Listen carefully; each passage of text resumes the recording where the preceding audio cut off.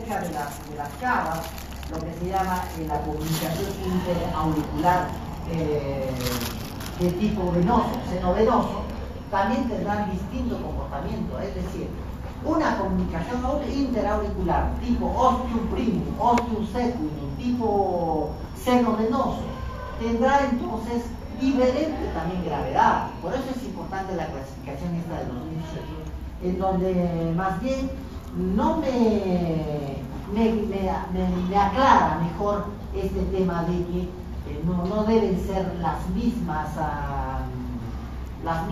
denominaciones, ser igual para todos o tener la misma gravedad, ¿no? La CIA, de hecho, que tiene distinto, ya de por sí la CIA nomás, solamente para darles un ejemplo, está dividida según dónde esté ubicado el defecto, ¿no? Ostium primum, ostium secundum, etcétera, ¿no?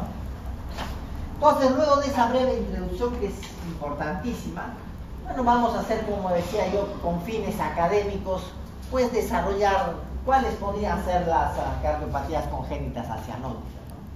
Y acá tenemos la C y B, ¿no? Comunicación interventricular, la interauricular, ¿no? Ductus, ¿no? PCA, coartación de aorta, la tetralogía de palos, la estenosis de la válvula pulmonar, la válvula de transposición de la válvula. Como ven, esto es académico, ¿no?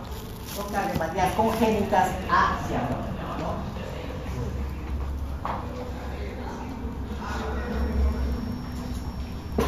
Otra forma de clasificar, obviamente, es según su cortocircuito, ¿no? Si hay con cortocircuitos y no hay con cortocircuitos, ¿no? O si tienen shunt o no tienen shunt. Y esto es importante porque, obviamente, las que generan un shunt, ¿no? Un cortocircuito, de alguna u otra forma, como son, por ejemplo, la comunicación interauricular, esta conexión venosa pulmonar anómala, la CIB, ¿no? Fístulas arteriovenosas, orígenes anómalos de la coronaria izquierda en el tronco pulmonar, ¿no? Lo que se llama la alpaca, las ventanas aortopulmonares, la persistencia del conducto arterioso. Todos estos cortocircuitos generan algún grado de hipertensión pulmonar, porque hay un circuito siempre que es mucho más grande, y sabemos nosotros que es el circuito sistémico, y hay un circuito que es más pequeño, no solamente pequeño por su recorrido, sino también por las presiones que maneja, ¿no? Y es el circuito pulmonar. Entonces, siempre al haber un cortocircuito, el circuito sistémico va a ir sobrecargando progresivamente ese circuito pequeño y va a tener un impacto en ese circuito pequeño. ¿Y dónde es donde tiene generalmente impacto este cortocircuito? Es obviamente a nivel pulmonar, produciendo hipertensión pulmonar, a nivel del ventrículo derecho, produciendo falla cardíaca derecha. Entonces, los que tienen por eso esta clasificación también es importante, porque demuestra de que un paciente con cortocircuito, o shunt, como le llaman, denotará compromiso de pulmonar en algún momento de su evolución. Tan importante el compromiso pulmonar, es tan importante el compromiso pulmonar, que ya van a ver cómo ese compromiso pulmonar marca la diferencia entre inclusive tratar o no tratar, resolverlo o no resolverlo, agravado o no agravado. No es lo mismo una cardiopatía congénita sin hipertensión pulmonar que una cardiopatía congénita con hipertensión pulmonar. La hipertensión pulmonar le genera una gravedad al problema. Entonces, ni bien tengan ustedes una cardiopatía congénita, será la primera pregunta es: ¿tiene hipertensión pulmonar? Porque eso les va a dar mucha respuesta. Y la sin cortocircuito, bueno, pues no hay comunicaciones, no hay shunt. El QPQS es el mismo, ¿no? Saben que es QPQS, ¿no? QPQS, cantidad de sangre que sale por el ventrículo izquierdo, la misma que cantidad de sangre que sale por el ventrículo derecho, tiene que ser la misma, ¿no? Porque al fin y al cabo todo se comporta como un circuito único. Pero en los shunt, cuando hay un shunt, cuando hay un cortocircuito, los QPQS están totalmente alterados, ¿no? Ejemplo de esto, bueno, la coartación de aorta es un buen ejemplo de un cortocircuito, ¿no? De un sin cortocircuito, ¿no? Es una anomalía congénita en donde la arteria aorta está estrechada, la sangre no pasa adecuadamente a través de la aorta, desde la aorta callado a la aorta torácica descendente por ese defecto estenótico, y esto pues no genera ningún shunt, pero es una cardiopatía congénita porque nació con ese problema. Sin embargo, no genera cianosis, ¿no? Muy bien. Vamos para complejizar y complejizando esto, ¿no? Para complicarnos un poco más la vida. Ustedes pueden ver que las cardiopatías acianóticas se pueden dividir en dos grupos, ¿no? Con flujo pulmonar normal o incluso disminuido y con flujo pulmonar aumentado, ¿no? Ejemplo de cardiopatías congénitas acianóticas, simples son temas académicos, chicos, ¿no? O sea, como para que se vayan ustedes familiarizando con este tema. Acianóticas con flujo pulmonar normal o disminuido, por ejemplo, una estenosis pulmonar, ¿no? Por ejemplo, el síndrome de Noonan, ¿no? Nosotros tuvimos un Noonan, bueno, todos creo que Noonan al final, ¿no? Con una estenosis de la válvula pulmonar. Obviamente estos pequeños tienen ese defecto, y el flujo pulmonar claramente pues va a estar disminuido porque no hay posibilidades de que la sangre pueda salir del ventrículo derecho en cantidad suficiente por este defecto. Otra causa de cardiopatías acianóticas con flujo pulmonar disminuido está la coartación aórtica, la estenosis aórtica, ¿no? Y dentro de las con flujo pulmonar aumentada, bueno, la clásica, la CIA, ¿no? La clásica. ¿Por qué la clásica? Porque es una de las cardiopatías más frecuentes, de las acianóticas. La más frecuente probablemente sea la CIA, ¿no? La CIB y el ductus también están ahí, pero creo que entre estas tres se llevan la mayor parte, ¿no?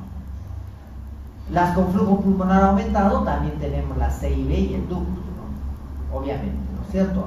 Estas, como saben ustedes, generan un shunt, generan un cortocircuito. Y como en algún momento les dije, los cortocircuitos siempre van del territorio sistémico al territorio pulmonar, o sea, del territorio de gran presión a un territorio de menos presión. Y por eso es pues que el flujo pulmonar se incrementa, porque el territorio sistémico va volcando permanentemente un volumen a través de estos defectos, ¿no? Y produciendo un flujo pulmonar aumentado. Obviamente esto, más allá de los fines académicos, que significa clasificarlos, también les va a ayudar en los estudios diagnósticos a ir más o menos ya encontrando qué cardiopatía podría ser, ¿no es cierto? Si ustedes tienen una placa radiográfica en donde se ven los vasos pulmonares bien incrementados, bien reforzamientos, hay un reforzamiento de la trama vascular, y probablemente estén dentro de las cardiopatías con flujo pulmonar aumentado, ¿no? Entonces buscarán acá el problema. Ahora, si esos vasos pulmonares no están incrementados, la trama vascular no está reforzada, como le decimos, la trama vascular reforzada, y probablemente estará por acá.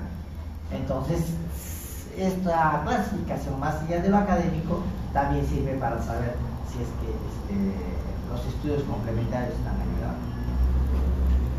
Bueno, vamos a empezar con la comunicación interauricular. Saben que es un defecto, ¿no? Esto lo van a encontrar, chicos, en todos los libros. Creo que no amerita perder mucho el tiempo en describir cómo se origina, ¿no? El origen embriológico. Ustedes han hecho embriología, también saben ese tema. Y bueno, pues lo cierto es que al fin y al cabo se produce un defecto, ¿no? en el tabique interauricular, en donde se produce una comunicación entre la aurícula derecha y la aurícula izquierda, ¿no? Dependiendo de la ubicación del defecto, se lo clasifica en tipo ostium primum, ostium secundum, tipo vena cava o tipo seno coronario, dependiendo de dónde está ubicada el defecto. Puede ir aislado o puede ir sumado a otras cardiopatías, ¿no? Para complejizar más este tema, las cardiopatías congénitas también pueden estar acompañados de otros defectos, como la tetralogía de Fallot. Dicho sea de paso, son 4 defectos, ¿no es cierto?, que están en un corazón. Entonces, si lo tomamos aisladamente, la comunicación interauricular obviamente pues es un defecto entonces que comunica ambas aurículas, ¿no? La mayor parte del defecto esto es el osteocéfalo, ¿no? Eso es lo que más van a ver. Hay una cardiopatía congénita seria, la más frecuente es el osteocéfalo, como dice acá, hasta un 70%. Como ustedes pueden ver, aquí está en un corte esquemático, como el ostium primum está más bien cerca de la válvula, el ostium secundum está donde está la fosa oval, ¿no? La fosa oval. Ahí se genera esta falta de cierre del tabique interauricular, y pues como no se cerró de muy niño ni no se va a poder cerrar de muy grande, entonces pues las aurículas se comunican a través de este defecto. Bueno, lindo esto, parece arbolito de Navidad o pelito de Navidad, donde se ve claramente cómo el defecto produce que la sangre de la aurícula izquierda pase no solamente al ventrículo izquierdo, que eso es normal, sino pase a la aurícula derecha. Una vez que pasa a la aurícula derecha, la sangre proveniente de la aurícula derecha, que viene de la aurícula izquierda y también del drenaje venoso, ¿no?, genera una sobrecarga del ventrículo derecho. Esta sobrecarga del ventrículo derecho genera un incremento del flujo, ya habíamos visto la clasificación con flujo pulmonar aumentado, y esto va a reforzar la trama vascular y a la larga va a producir obviamente compromiso pulmonar en los vasos pulmonares. Y esto es un circuito vicioso, ¿no? Nuevamente mayor sobrecarga, mayor retorno a la aurícula izquierda, ¿no es cierto?, proveniente del flujo pulmonar aumentado, y mayor sobrecarga nuevamente al ventrículo derecho. Este cortocircuito obviamente va a generar que en los años el circuito pulmonar genere hipertensión pulmonar, genere cardiomegalia a expensas del ventrículo derecho, a expensas de la aurícula derecha. Y en el tiempo esta gran hipertensión pulmonar y sobrecarga del ventrículo derecho genera falla cardíaca derecha. Semiología, chicos, esto lo manejo mejor que yo, ya saben qué es lo que produce.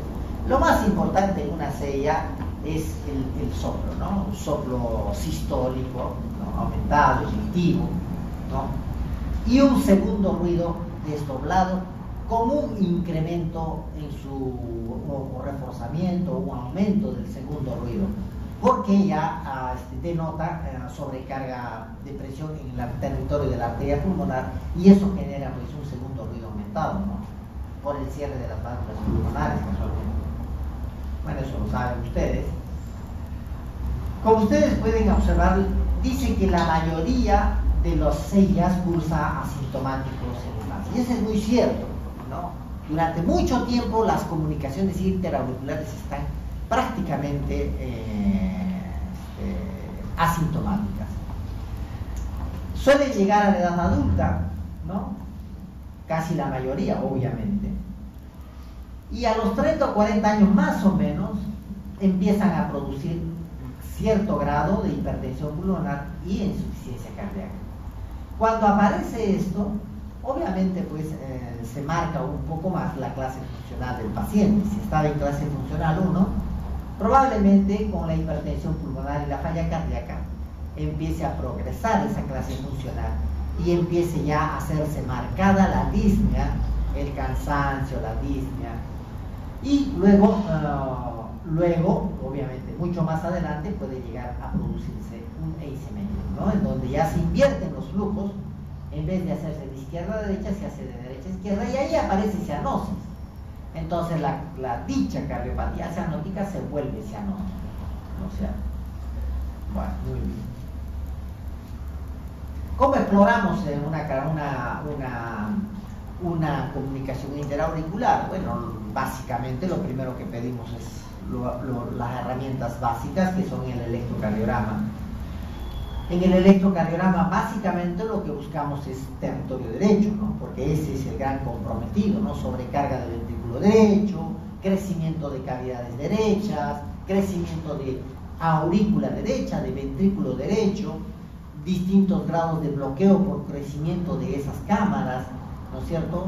La rama derecha del haz de Purkinje probablemente estará también dislocada y eso genera bloqueos de rama, bloqueos completos, bloqueos incompletos de rama derecha, ¿no?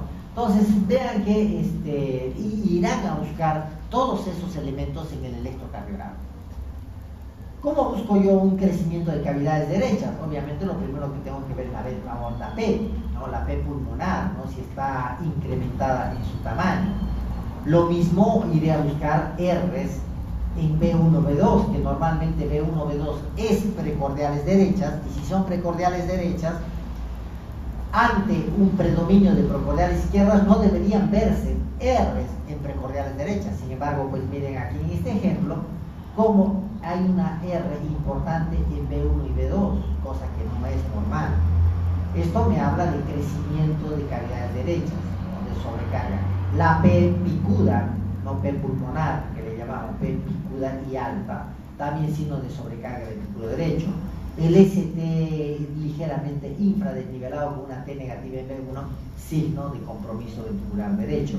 El eje, bueno, si vemos acá este eje, está isodisfásico en 1, AB positivo ligeramente desviado a la derecha.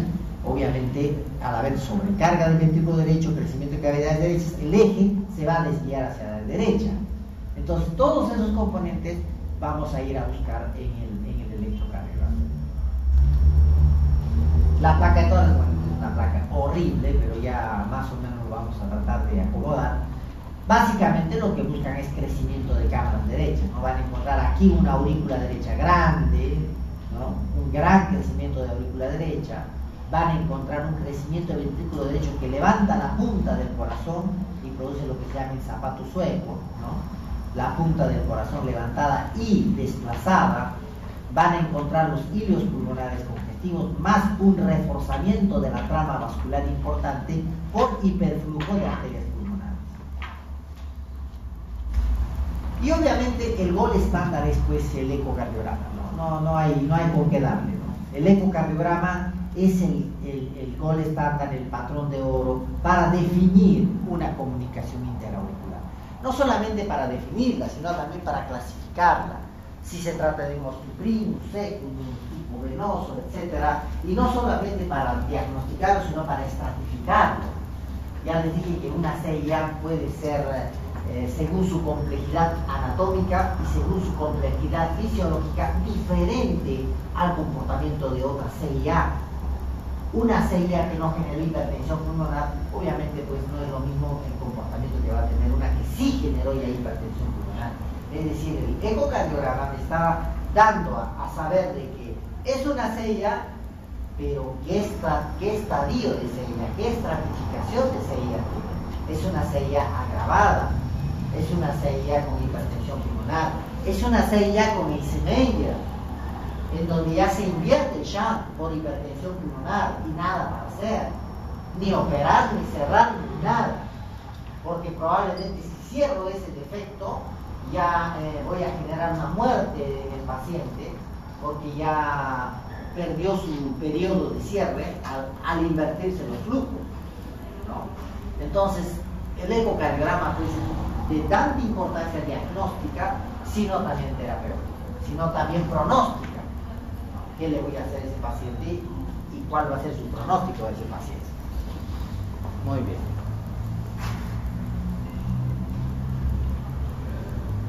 Bueno, ustedes saben de que, y voy a seguir insistiendo en que la hipertensión pulmonar en las cardiopatías congénitas marca la trascendencia de la enfermedad. Yo creo que las cardiopatías congénitas no fueran ningún problema si no está metido ahí de hipertensión pulmonar. Dicho sea de paso, dentro de la gran clasificación de hipertensión pulmonar, y cuando ustedes tienen la clase de hipertensión pulmonar, porque la hipertensión pulmonar es un síndrome y que tiene varias causas como tal, se los mete a las cardiopatías congénitas también dentro de esa gran clasificación. Ustedes saben que la hipertensión pulmonar está clasificada en 5 grupos, ¿no? En las cardiopatías congénitas están dentro del grupo 2, perdón, del grupo 1, junto con las idiopáticas, hipertensión pulmonar de etiología idiopática. Bueno, ahí están las cardiopatías congénitas hacia el norte. ¿Y por qué están presentes? Porque es muy de la mano, muy frecuente la aparición de hipertensión pulmonar en las cardiopatías congénitas. Y eso definitivamente pues hace que se genere un interés en saber, obviamente, si la hipertensión pulmonar está establecida o no en una cardiopatía grave. Si bien es cierto, la ecocardiografía puede ayudarme a pronosticar y decir, este paciente tiene hipertensión pulmonar y se lo clasifica como hipertensión pulmonar leve, moderada o severa. La hipertensión pulmonar es leve cuando tiene una presión entre 25 y 35 milímetros de mercurio. Menos de 25 milímetros de mercurio es normal. Moderada entre 35 y 45 y severa si es más de 45 milímetros de mercurio la presión arterial pulmonar media. Pero ¿cómo se hace ese diagnóstico de hipertensión pulmonar? No solamente con la ecocardiografía. La ecocardiografía, si bien es cierto, les orienta y les dice probablemente el diagnóstico definitivo lo genera el cateterismo cardíaco derecho, ¿no? Nosotros entramos a través de un catéter hasta la arteria pulmonar y una vez ubicado nuestro catéter en la arteria pulmonar, colocamos a un traductor de presión, el cabo que está obviamente fuera del paciente, y esa columna se transmite y genera un valor.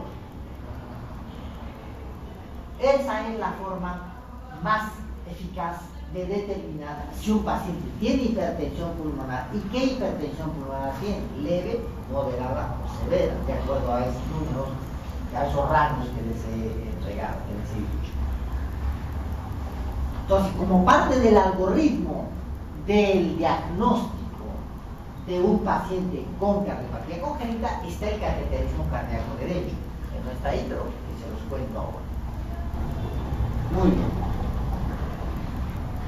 Una vez que nosotros hemos hecho el diagnóstico y hemos estratificado al paciente, entonces recién podré ahí definir cuál va a ser mi conducta terapéutica con ese paciente. Y será tan variada, como les dije, que puede pasar desde el punto en el que voy a determinar su cierre hasta quizás el punto en el que el cierre está contraindicado, es clase 3. No solamente contraindicado, sino le puede ocasionar la muerte al paciente. Entonces hay un rango ahí en donde, de acuerdo a sus parámetros de hipertensión pulmonar, se podrá definir si ese paciente se va a curar o se va a resolver mediante su cierre o no. Entonces vamos a tener dos escenarios, ¿no? Un escenario en el que tenemos una CIA, una comunicación interauricular, que se debe tratar y que se debe resolver y que se debe cerrar, en donde no tiene hipertensión pulmonar o probablemente tiene hipertensión pulmonar pero es reversible. Para eso se hacen unas pruebas en el laboratorio de cateterismo cardíaco en donde se define reversibilidad de la hipertensión pulmonar para ver si esos vasos pulmonares todavía se pueden dilatar. Ese escenario, bueno, entonces es el que va a definir su cierre, ¿no? Y hay dos formas de cerrar, ¿no es cierto? Como ya el intervencionismo, como les contaba el día de ayer, está teniendo un crecimiento rápido y desmesurado, entonces esto se puede cerrar tanto que por vía quirúrgica, es decir, a cielo abierto, en donde el cirujano abre, corta, abre el corazón y cierra con un parche, ¿no? El defecto. Y está la otra modalidad de cierre en donde se hace todo por vía percutánea, ¿no? A través de una pequeña punción, como les dije acá en la vena, y por ahí ingresamos hasta el defecto y liberamos un dispositivo que se llama oclusor. dentro de los dispositivos más conocidos de la marca St. Jude Medical está el Amplatz. Bueno, nosotros ya hemos realizado en nuestro hospital también un cierre percutáneo de una comunicación interauricular por Amplatz. Ya les voy a mostrar un dibujito cómo se hace. Esto es importante. Obviamente las pequeñas sellas se cierran espontáneamente en el primer año, o sea, hay que esperar hasta el primer año de vida de un niño para ver si es que se va a cerrar espontáneamente. Si no se cerró después del primer año, eso no se va a cerrar más. Así que tienen que pensar en que ya cerrarlo de manera quirúrgica o hemodinámica. El cierre recomendado obviamente está entre los 3 a 6 años, donde ya el pequeño agarra cuerpito, bueno, en fin. Tiene que haber estas condiciones, ¿no es cierto? Tiene que haber un QPQS más de 1.5. ¿Qué significa un QPQS más de 1.5? Quiere decir que la sangre que recorre el circuito pulmonar es 1.5 más veces que la sangre que recorre el circuito sistémico. Y eso se entiende ¿por qué? Porque el shunt todavía es de izquierda a derecha, no es de derecha a izquierda. Además, se cierra si el paciente tiene sobrecarga ventricular derecha, si hay algún grado de hipertensión pulmonar o si hay embolias paradójicas. Mucho cuidado con el tema de las embolias paradójicas, ¿no? Al haber un defecto que comunican ambas aurículas, hay la probabilidad de que un trombo, un coágulo que se alojó en las venas profundas, propio por ejemplo de las embarazadas, las gestantes que tienen la predisposición a formar trombos ahí y no se dieron cuenta que tienen un defecto, en algún momento ese trombo se liberó a la vena cava y en vez de pasar de la aurícula derecha al ventrículo derecho y a la pulmonar, pasó de la aurícula derecha a través del defecto a la aurícula izquierda. Y eso genera una catástrofe, bueno, porque va al cerebro y genera un stroke. Entonces, si ya se generó un stroke, hay la posibilidad de que se genere, y sobrevivió, hay la posibilidad de que genere otro stroke, entonces yo tengo la obligación de cerrar ese defecto. Otra razón para cerrar una sella. Pero hay una razón muy grande para no cerrarlo, y que es el síndrome de Eisenmenger con QPQS menos de 1.5.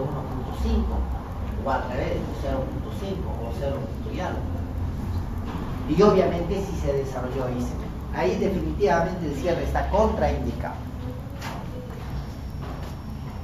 Bueno, esta es la técnica de Amplatz, lo voy a describir yo porque esto es lo que hacemos nosotros, ¿no? Nos metemos a través de un catéter, en el catéter va comprimido un Amplatz, en este caso el dispositivo Amplatz, como ustedes pueden ver, es un enmallado de nitinol, en donde una vez que sale del catéter adquiere su configuración original.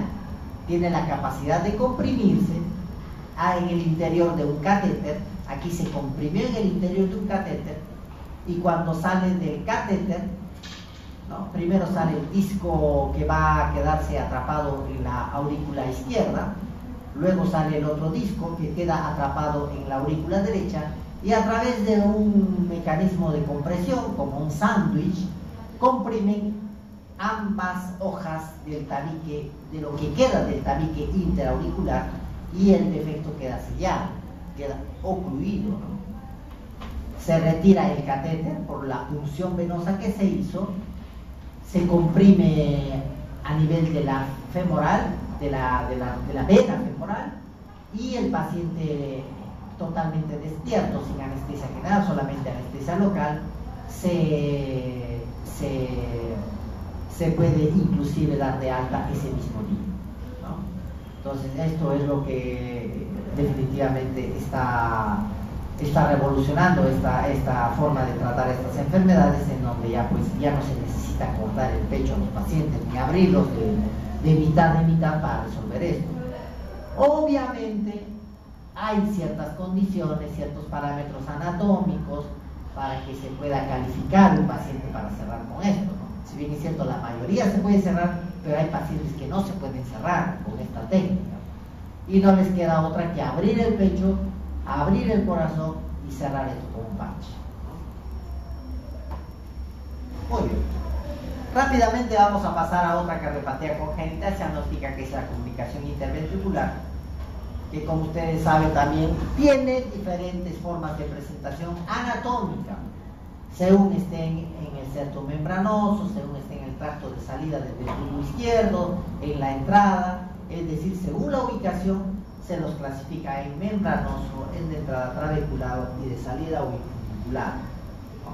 Ahí está, estos son los defectos musculares, ¿no? Este es el subaórtico, por debajo de la aorta, este es el perimembranoso. Entonces, según su ubicación anatómica, tienen distintas definiciones, ¿no? Y obviamente, como por eso la clasificación del 2018 refuerza esto, ¿no? De que los defectos tienen que ser clasificados no como una definición única, sino según anatómicamente dónde están localizados los problemas. Ya les digo, no es lo mismo tener un defecto aquí que tener un defecto aquí.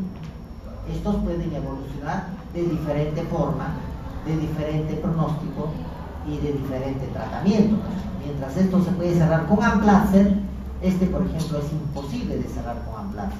No se podría cerrar el subaórtico con Amplatzer, porque si yo pongo un Amplatzer aquí voy a comprometer el funcionamiento de la válvula que está muy cerquita. Entonces esto con Amplatzer, esto quirúrgico. Entonces ya ven que cada clasificación complejiza no solamente su pronóstico, sino inclusive su tratamiento. Bueno, acá una forma más esquemática, ¿no?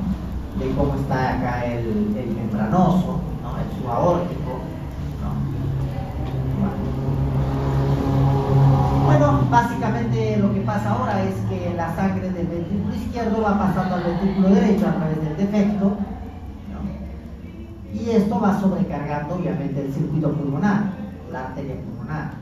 Toda la sangre regresa, ¿no es cierto?, a la aurícula izquierda, generando un circuito vicioso acá. La comunicación interauricular, al igual que la comunicación interventricular, generan hipertensión pulmonar a la larga, ¿no? Cuando tienen menos de 1 milímetro, cuando tienen menos de 0,5 milímetros o incluso hasta 1 milímetro,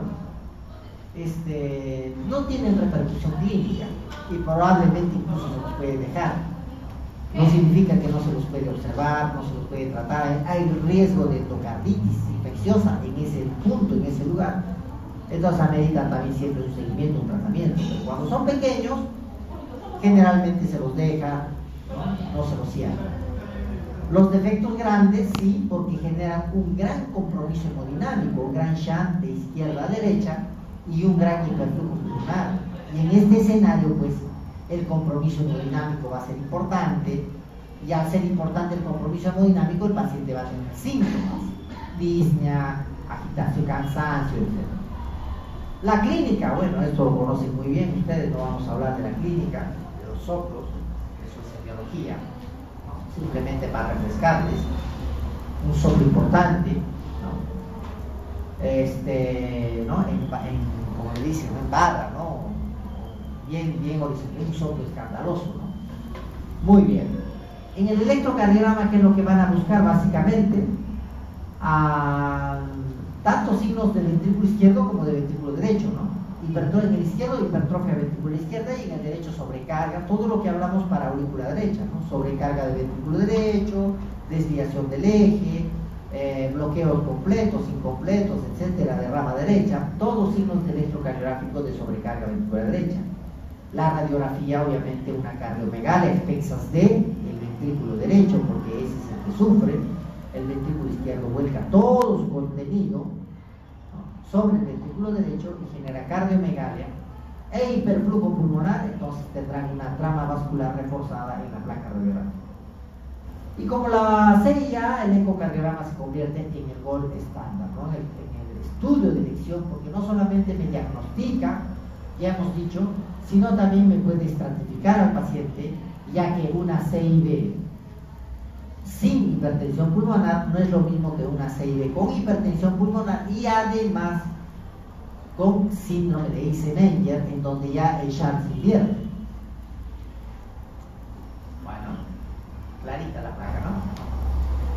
Bueno, la mitad de las CIB dice que se cierran en los 3 primeros años de vida. Bueno, entonces habría que esperarlos si son muy pequeños. Sin embargo, gran parte de las CIBs, y si son muy grandes, no se van a cerrar después del pasado el año de edad. En ese caso, se tiene que generar entonces la posibilidad de una indicación quirúrgica. Acá dice que la indicación es siempre mejor entre los 3 y 9 meses de edad, o sea, antes de los 3 meses son pequeños, no tienen el peso suficiente para cerrárselo, y para la agresión quirúrgica deben tener un soporte importante, ¿no? Igual que la CIA, tienen que tener un QPQS más de 1.5, o signos de insuficiencia cardíaca, disfunción, dilatación ventricular derecha, o retraso en el crecimiento. Obviamente la CIA y la CIB generan retardo de crecimiento, y eso puede generar una indicación adicional para su cierre. A diferencia de la CIA, la CIB es más compleja para su cierre percutáneo. Por eso es que solamente las perimembranosas, es decir, las que están bien abajo, son factibles de ser cerradas bajo ciertas condiciones con aplasia. En cambio, el resto de los defectos de CIB son casi exclusividad del cirujano cardiovascular.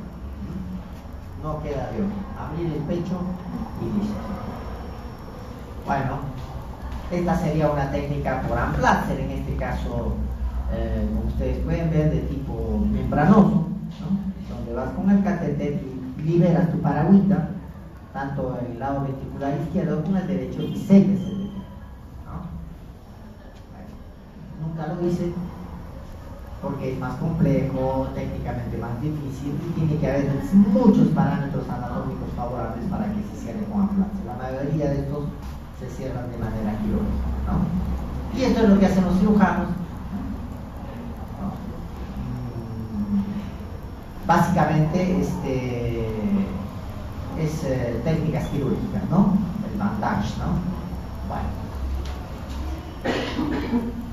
dentro de las asimismo frecuentes cardiopatías congénitas, como la CIA, como la CIB, no deja de tener un gran protagonismo el ductus o la persistencia del conducto arterioso, el PCA, ¿no?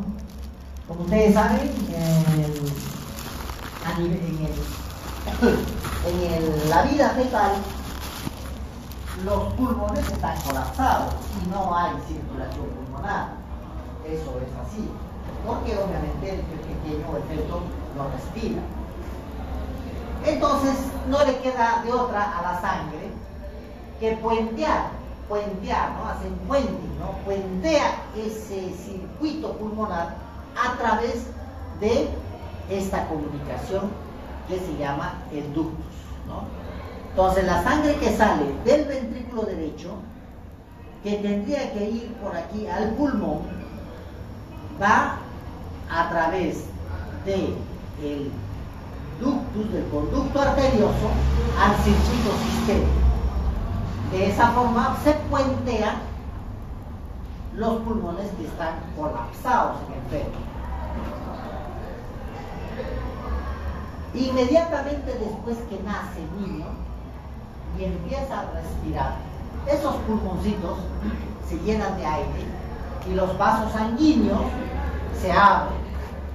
Esos vasos sanguíneos abiertos reciben sangre porque ya se expanden, y la sangre ya no necesita puentear aquí y pasa directamente a través de las arterias pulmonares a los campos pulmonares. Ese gradiente de presión que se genera, más una liberación de prostaglandinas que se genera inmediatamente al nacer, hace que esto se reabsorba y se cierre esta comunicación, este conducto arterioso. Bueno, eso pasa en todos nosotros, o eso pasó en todos nosotros, por eso es que no tenemos duda. Sin embargo, en algunas personas, por alguna razón, esto no se termina de reabsorber y cerrar. Entonces se produce una persistencia del conducto arterioso. Es más frecuente en mujeres, es más frecuente en prematuros, es más frecuente en los niños de altitud, eso es muy cierto. La mayoría de ductus que me llegan a mi hospital vienen de allá, de la sierra, Cusco, Ayacucho, es frecuente ahí. Y es más frecuente si la madre tuvo riñón. Y acá está, ¿no? Entonces la sangre viene por la aorta ascendente. Acá no hay dibujito de Navidad, solamente hay esto. Viene por la aorta ascendente, callado, pasa por el ductus y va a la arteria pulmonar. La arteria pulmonar acá le dice no, porque está la válvula sigmoidea, así que protege al ventrículo derecho, pero las ramas pulmonares no le dicen no y se sobrecarga ese circuito pulmonar, produciendo hipertensión pulmonar. Al igual que la CIA, la CID, el ductus se comporta de una manera asintomática durante largos periodos de vida. Y es a los 25, 30, 40 años en que recién empieza a haber signos de hipertensión pulmonar. Y eso es donde manifiesta disnea, fatiga, cansancio, que le falta el aire, lo que los trae a su consulta, ¿no?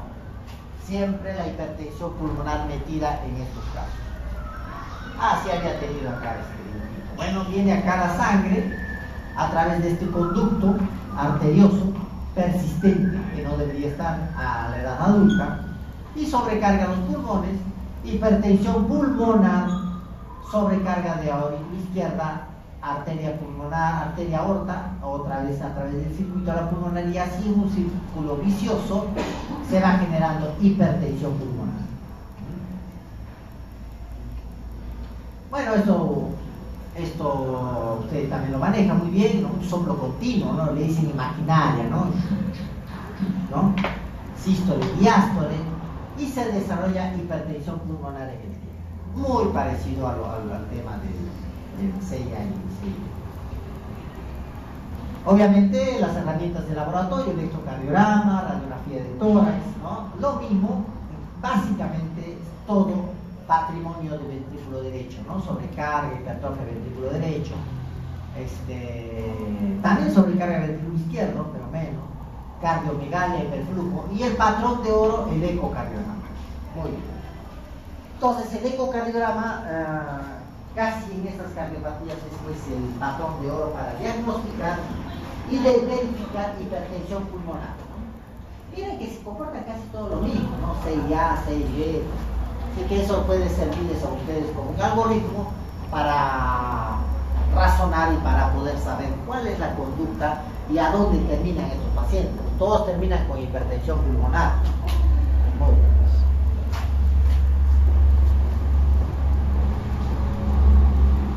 Bueno, el ductus, a diferencia de CIA y CIB, dicen que es mucho más, predispone mucho más a endocarditis, ¿no? Endarteritis sería en este caso.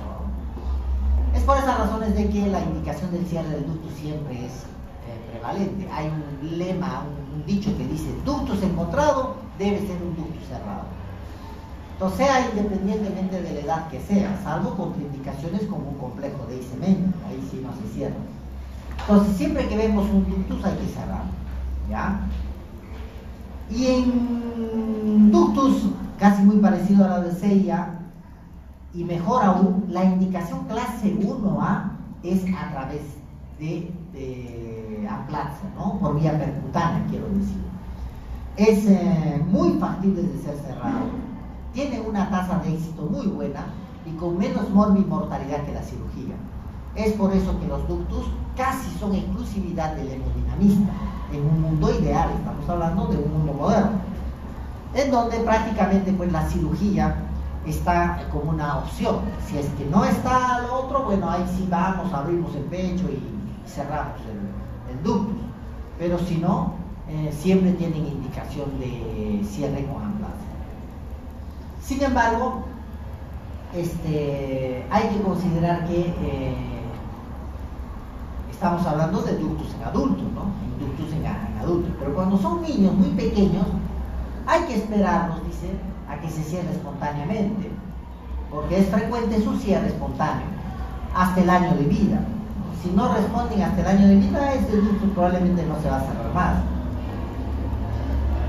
Se puede ofrecer medidas farmacológicas como indometacina e ibuprofeno, eso lo hacen los pediatras, los neonatólogos. Cuando nació con ductus y ven que no se cerró al día, a la semana, empiezan un tratamiento para, a través de estas sustancias, estimular esa proliferación y cerrar. En caso de que se requiera mantenerlo abierto, hay circunstancias en que se debe requerir mantener prostaglandina, ¿no? Bueno, y actualmente el ductus arterioso persistente con soplo ya es indicación de cierre por la posibilidad de endarteritis. Es lo que les decía, de que ductus encontrado, ductus cerrado. Muy bien. Y este es el cierre percutáneo que tenemos también nosotros en nuestro hospital, ya una serie de varios casos, en donde a través de un catéter nos metemos en la arteria pulmonar y a través del defecto nos metemos en la aorta. Y ahí, estando en esa ubicación, con guía angiográfica, liberamos el dispositivo que se llama el Amplatzer y cerramos el ductus, ¿no? Con catéter. Con una punción lo hacemos en la mañana y en la tarde el paciente se va caminando a su casa. Mucha diferencia con la cirugía. También hay condiciones anatómicas para definir su cierre, ¿no? Tienen que ser ductus pequeños, que tengan una clasificación que se llama clasificación de Krichenko, para definir si es un ductus que se puede cerrar con Amplatzer. La mayoría son, pero hay un número que no califica y no queda de otra que cerrarlo quirúrgicamente, ¿no? Muy bien, vamos a ir ya a la sin hiperflujo para ir terminando, porque creo que estamos ya sobre la hora. Tenemos la coartación de aorta, como ustedes pueden ver, es un estrechamiento de la luz de la aorta a nivel básicamente del donde queda el ductus, ¿no? Del ligamento que se convierte en un ligamento, ubicado esta estrechez, ¿no? Distal a la subclavia. Obviamente genera gran hipertensión pulmonar pre-ductal, porque la sangre pues está imposibilitada de pasar por este defecto, y gran hipertensión pulmonar en el territorio superior, brazos, carótidas, etcétera, e hipotensión, porque la sangre no hay pasaje, e hipotensión en las piernas. Por eso hay una gran presión diferencial entre tobillo y brazo, ¿no? Así se hace el diagnóstico casualmente, un soplo en la espalda y una gran presión diferencial entre tobillo y brazo, ¿no? Hay una clasificación si está encima de lo que sería un ductus, que es un ligamento preductal, postductal. También se asocian a persistencia de ductus, o sea, coartación, como ustedes pueden ver, más ductus, es una asociación frecuente de esta cardiopatía. Lo que les decía, la presión sanguínea alta en el brazo y baja en los chicos. Hay un signo de Rösler, que ustedes lo conocen, lo han hecho en radiografía, donde las costillas se horadan en la parte inferior por la gran presión arterial que existe de los vasitos que van a las costillas también. Predomina en varones, ¿no? En mujeres con síndrome de Turner, se puede acompañar de otras malformaciones como válvula aorta bicúspide. Bueno, las manifestaciones clínicas obviamente aparecen desde niños con el soplo, etcétera, pero los síntomas aparecen a los 30 años, ¿no? Con gran hipertensión arterial, cefalea, aneurismas cerebrales y un gran hiperflujo en miembros inferiores. También hay un biotipo, ¿no? del que tiene coartación de aorta, ¿no? Es bien acá arriba, bien desarrollado y con unas piernitas de pollo, ¿no? Porque claro, está tan dividida la circulación que desarrolla más arriba que abajo, ¿no? Bueno, esto es básicamente el examen físico, ustedes ya lo conocen por semiología, ¿no? Las muescas de Rösler que les comentaba, ¿no? Se horada la borde inferior de las costillas, ¿no? Se evidencia eso por la radiografía. Obviamente el tratamiento también está dividido acá, ¿no? Entre la parte quirúrgica y la parte hemodinámica. ¿Qué consiste la parte quirúrgica? Bueno, cortan este segmento estenótico y hacen una anastomosis terminal de los segmentos que están con un diámetro de la aorta normal. ¿Y qué hacemos nosotros los intervencionistas? Nos metemos también por un catéter y inflamos un balón para expandir esa estenosis. Incluso ponemos ahí una mallita que se llama un stent forrado, CP stent, ya conocemos, y de esa forma que dejamos abierto el canal aórtico para que la sangre pase y se corrija ese defecto, y desaparezca este gradiente, ¿no?, entre la aorta torácica superior y la aorta torácica inferior. Ahí está la técnica de intervencionismo por catéter, en donde en un catéter va montado el stent, ¿no?, el stent forrado, se abre a través de un balón y la estenosis queda liberada con su stent ahí colocado en la estenosis, en la estrechez de esa aorta.